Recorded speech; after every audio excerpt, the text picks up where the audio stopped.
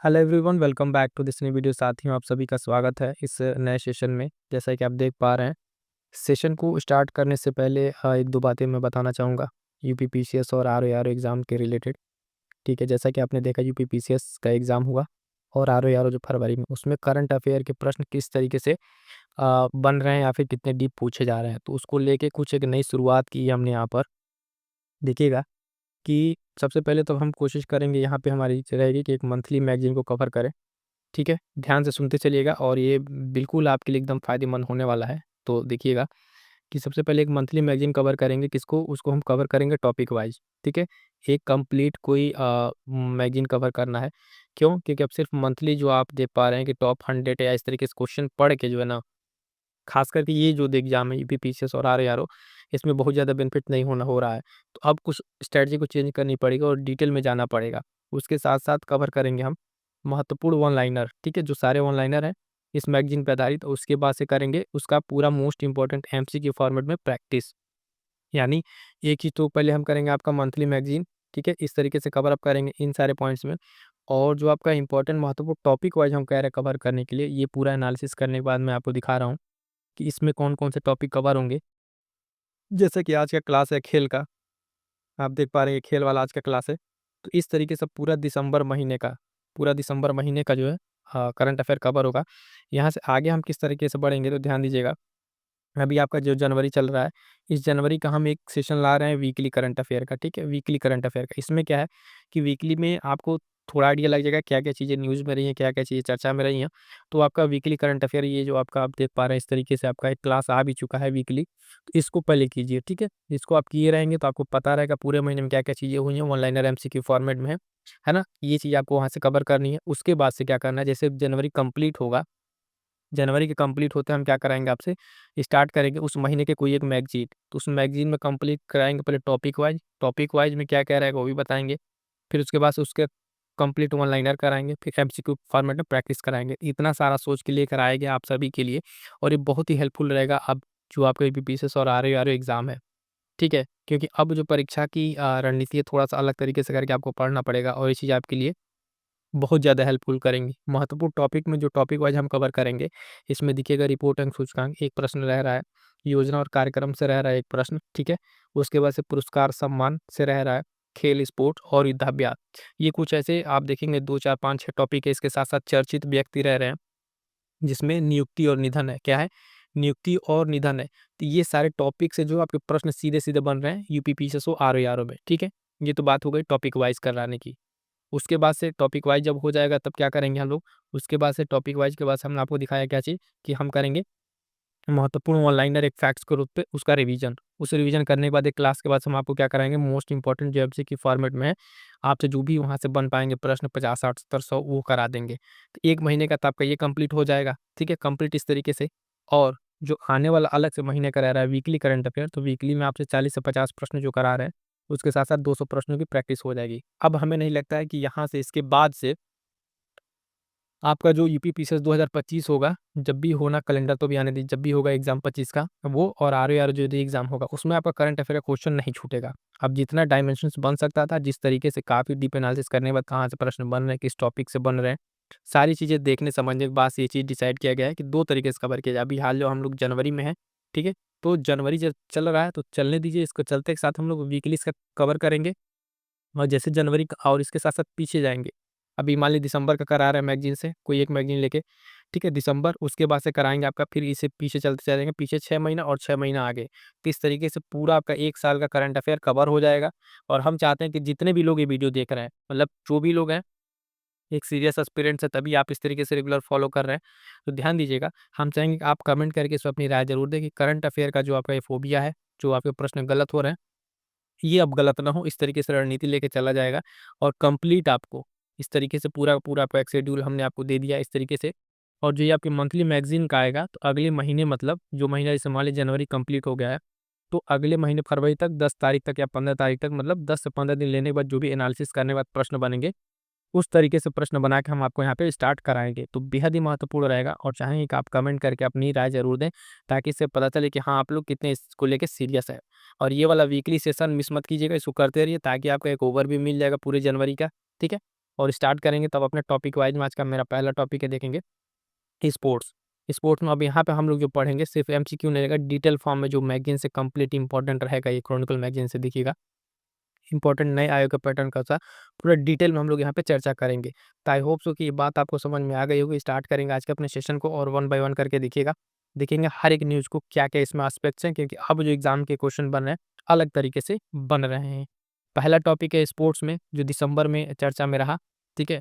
दूसरा ICC under-19 महिला टी20 विश्व कप 2025, इसके बारे में क्या न्यूज़ रही है तो ध्यान दीजिएगा। इसका आयोजन जो 18 जनवरी से होना है ना, फरवरी तक होगा।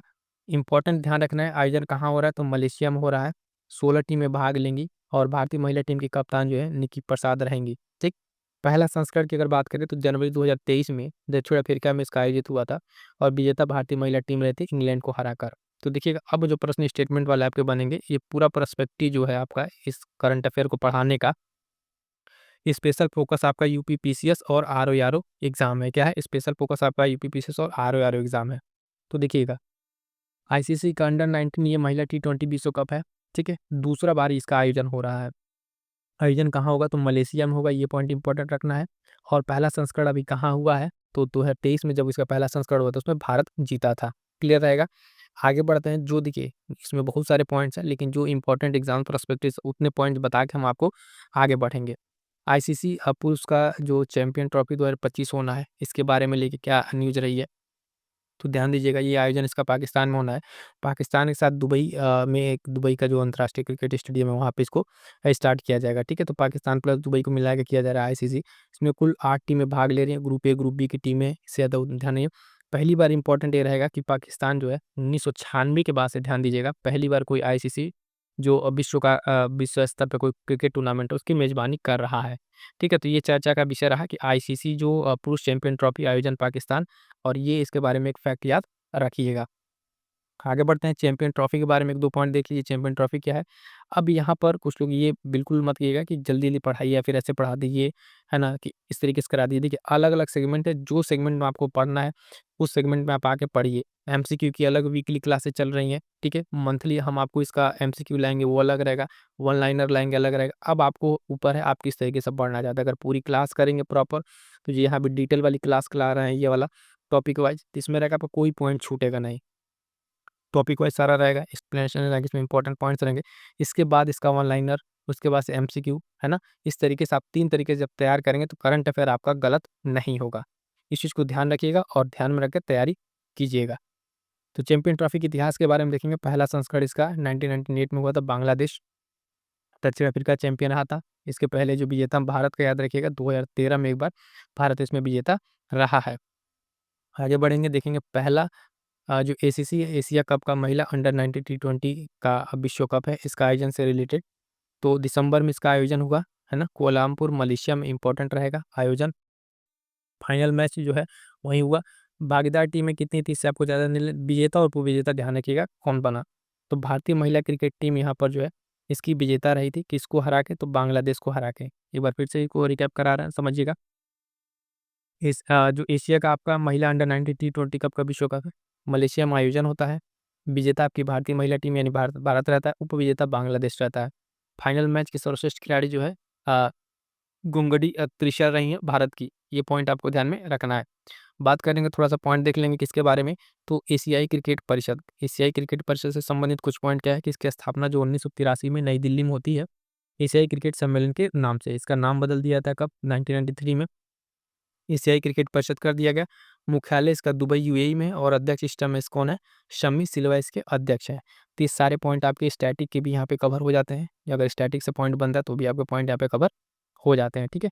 आगे बढ़ते हैं, अगला देखिएगा। अगला है सैयद मुश्ताक अली ट्रॉफी 2024। आयोजन भारत में ही होता है इसका। फाइनल मैच जो है बेंगलुरु में खेला गया। भागीदार टीमें 38 रही, ठीक है। उसके बाद से इसमें विजेता ये ध्यान रखिएगा, विजेता जो है जो रहा विजेता मुंबई रही, है ना? मध्य प्रदेश को हराकर जो है दूसरा अपना सैयद मुश्ताक अली ट्रॉफी को जीता है यहाँ पे। पिछला विजेता भी आप देखेंगे यहाँ पे मुंबई ही रही थी। और इसमें प्लेयर ऑफ द मैच या प्लेयर ऑफ द टूर्नामेंट में 2 खिलाड़ी रहे, उनको आप देख लीजिएगा। प्लेयर ऑफ द मैच जो है सूर्यांशु अशेड़ के मुंबई के, और टूर्नामेंट में अजिंक्य रहाणे। तो सैयद मुश्ताक अली ट्रॉफी के बारे में थोड़ा इंपॉर्टेंट पॉइंट देख लीजिए यहाँ पे क्या क्या है। तो ध्यान दीजिएगा, ये प्रतिवर्ष जो है बीसीसीआई द्वारा आयोजित सीनियर T20 घरेलू क्रिकेट टूर्नामेंट है। पहली बार 2007 में आयोजित किया गया था, ये पॉइंट आपको ध्यान में रखना है ना। और इम्पोर्टेंट पॉइंट क्या है इसमें कि तमिलनाडु ने सर्वाधिक 3 बार जो है इसको खिताब को जीता है, ये पॉइंट आपको ध्यान में रखना है। आगे बढ़ेंगे, देखेंगे अगला नाम जो है इसमें क्रिकेट से संबंधित रविचंद्र अश्विन का। अभी इसमें रिसेंटली वाले एग्जाम में इनसे इनकी कोई इनकी जो आपकी बायोग्राफी थी कि टी क्रिकेट करके थी, वो पूछा गया था अभी हाल फिलहाल एग्जाम में। तो इनसे संबंधित इस तरह कोई पर्सनालिटी अगर जो खासकर भारत से रिलेटेड है तो उनके बारे में आपको ध्यान में रखना है। ये चर्चा में क्यों रहे, तो अभी जो अंतर्राष्ट्रीय क्रिकेट के जो है सभी प्रारूपों से इन्होंने संन्यास की घोषणा कर दी है। और अभी ये जो टेस्ट चल रहा था बॉर्डर गावस्कर ट्रॉफी, उसी के दौरान इन्होंने ये घोषणा की है। ठीक है, अब इनके बारे में क्या इंपॉर्टेंट पॉइंट है, इतना तो पता चलेगा कि रविचंद्र अश्विन जो क्रिकेट से संबंधित है और इन्होंने क्या किया है, रिटायरमेंट की घोषणा की है। तो प्रमुख तथ्य इनके बारे में जानेंगे। भारत के ये ऑफ स्पिनर निचले क्रम के बल्लेबाज थे। डेब्यू इनका क्या था उससे इंपॉर्टेंट है, इनका जो रिकॉर्ड है वो देखिए, रिकॉर्ड से महत्वपूर्ण यहाँ से प्रश्न बनेगा। तो देखिए घरेलू टेस्ट में जो है इनका 537 विकेट रहा है, ये इंपॉर्टेंट। और उसके साथ साथ टेस्ट के साथ भी इनके विकेट रहा। रिकॉर्ड इनका देखिएगा 383 विकेट। सबसे मोस्ट इंपॉर्टेंट जो इनके विषय में जो हमें लग रहा प्रश्न यहाँ पे बनेगा, ये प्रारूप वाला देखिएगा, यहीं से प्रश्न बनेगा, ये इंपॉर्टेंट रहेगा। ये इंपॉर्टेंट रहेगा क्या है कि तीनों प्रारूपों में 765 विकेट लेने के बाद जो है अनिल कुंबले के बाद से ये दूसरे स्थान पर है। तो सिंपल सा अगर स्टेटमेंट वाले यहाँ से प्रश्न बनेगा तो चर्चा में रहे रविचंद्र अश्विन के बारे में निम्नलिखित का विचार कीजिए। ये एक स्टेटमेंट उसमें ये बन सकता है कि अनिल कुंबले के बाद से विकेट लेने के बाद से ये दूसरे स्थान पर रहे हैं, मोस्ट इंपॉर्टेंट रहेगा। इनका संबंध किससे, क्रिकेट से है। अगला इंपॉर्टेंट पॉइंट क्या है कि दृष्टिबाधित जो महिला T20 विश्व कप 2025 है, इसका आयोजन जो है मेजबानी कौन कर रहा है, तो भारत करेगा। कौन करेगा, भारत मेजबानी करेगा। आइए देखते हैं इसके बारे में कुछ अन्य पॉइंट्स को। इससे संबंधित जो एक पॉइंट अलग है थोड़ा सा कि पाकिस्तान की जो टीम है यहाँ पे महिला टीम, वो पूरी टूर्नामेंट के दौरान जो नेपाल या श्रीलंका में रहेगी, है ना। और भारत की टीम जो उनके साथ खेलने के लिए कहा जाएगी, नेपाल या श्रीलंका में जाएगी खेलने के लिए। अगला पॉइंट क्या है कि 11वां जो है अंडर 19 पुरुष एशिया कप अंडर 19 का आयोजन जो है इसका हुआ दिसंबर में। कहाँ पर, यूएई में हुआ है।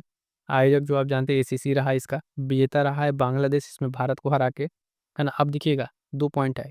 अंडर 19 का जो एशिया कप है इसमें पुरुष वाले में बांग्लादेश जीता भारत को हरा के, ठीक। और अंडर 19 का जो एशिया का पुरुष T20 कप रहा उसमें महिला जीती है, महिला वाले में भारत जीता है किसको, बांग्लादेश को हरा के। तो ये पॉइंट दोनों कंफ्यूज ना होइएगा, ध्यान रखिएगा अंडर 19 से संबंधित। इम्पोर्टेंट फिर से वही है कि इसमें कि एशिया कप का आयोजन वही आपका एशियन जो ACC है वो करेगी। और वर्ष 2023 में ये खिताब जो है बांग्लादेश ने ही जीता था, ये पॉइंट ध्यान रखिएगा। अगला पॉइंट इसमें क्या है कि चौथी एशियाई रोल बॉल चैंपियनशिप 2024, इसमें क्या है, दिसंबर में जो है गोवा में ये जो आयोजन इसका हुआ, विजेता भारतीय महिला टीम रही इसमें ईरान को हराकर, ठीक है। तो ये पॉइंट ध्यान रखना, विजेता उपविजेता ध्यान रखना, और कहाँ पर आयोजन हो रहा है ये पॉइंट हमको ध्यान में रखना है, ठीक है। आगे बढ़िएगा, देखिएगा अगला पॉइंट इंपॉर्टेंट रहेगा, कई बार से ये चर्चा में रहा है।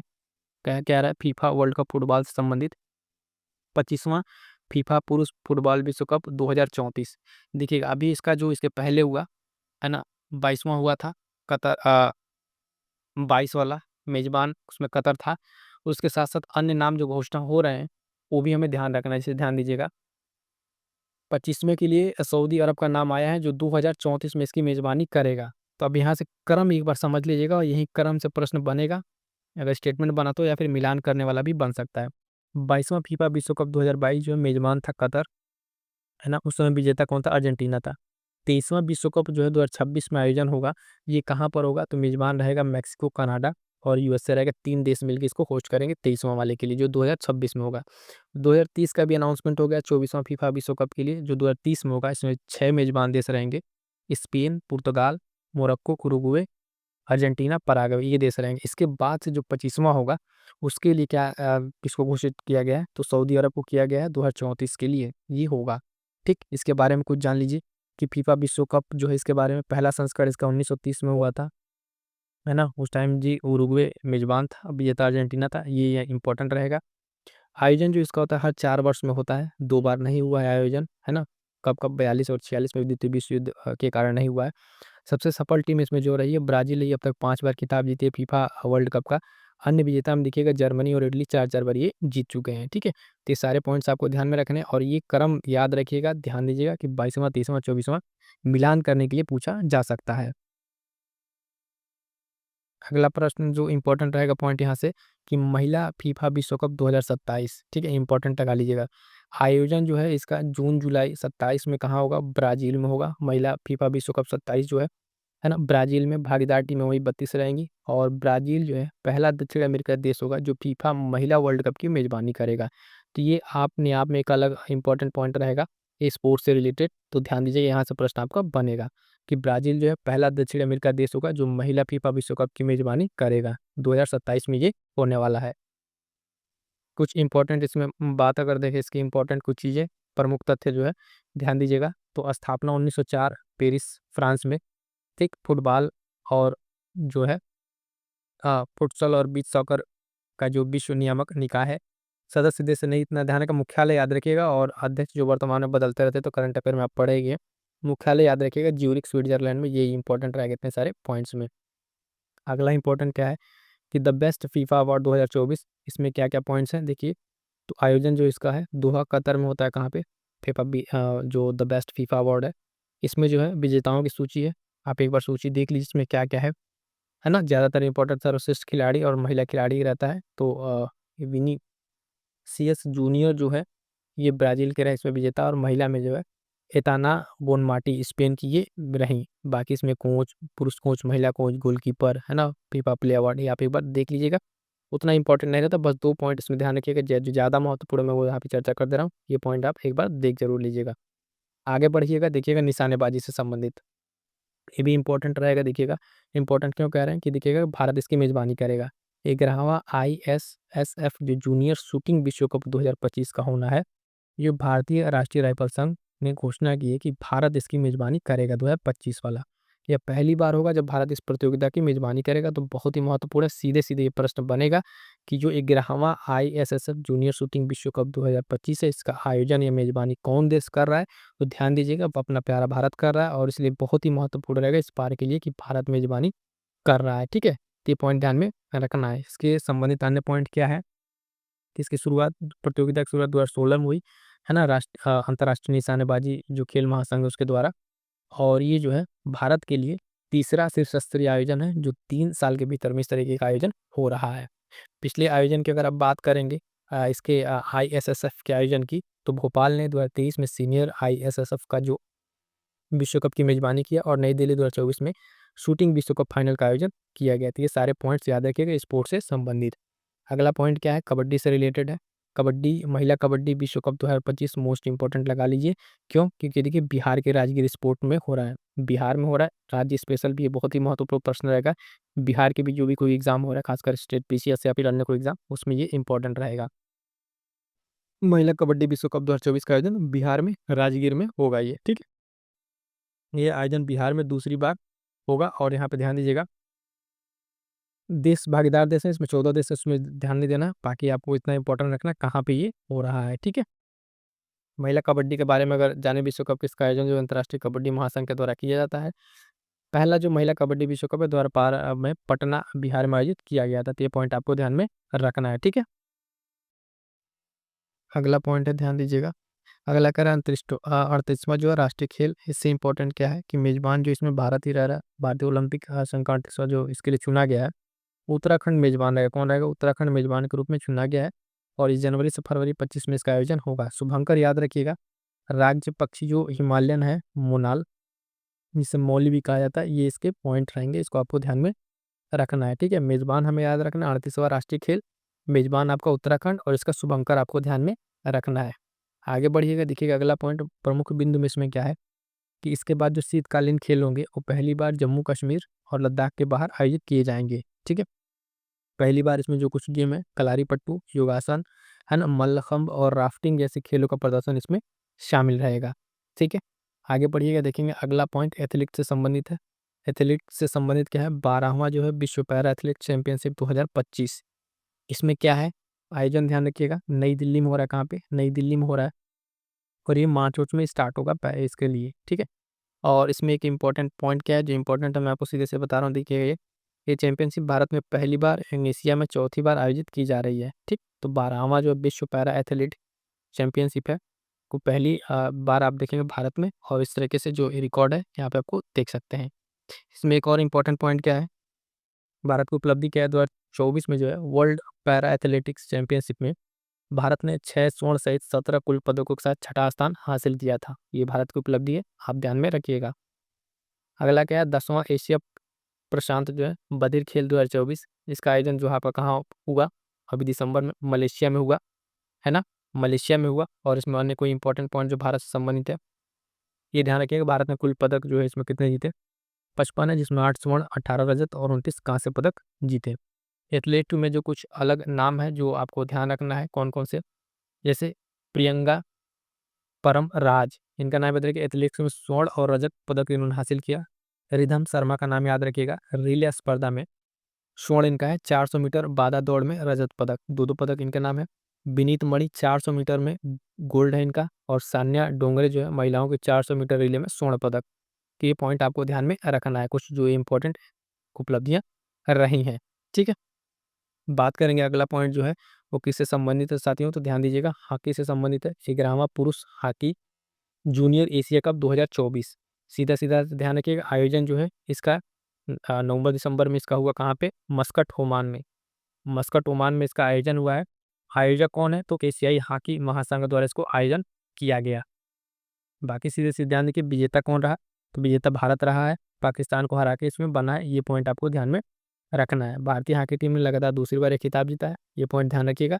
आगे बढ़िएगा, देखिएगा अगला पॉइंट, अगला क्या है, 10वां महिला हॉकी जूनियर एशिया कप, इसका भी आयोजन वही मस्कट ओमान में होता है, और इसमें जो विजेता भारत किसको हराकर, चीन को हराकर लगातार दूसरी बार बना है। तो ये पॉइंट आपको ध्यान में रखना है, ज़्यादा नहीं, क्या इसमें कोई अन्य इंपॉर्टेंट पॉइंट नहीं है।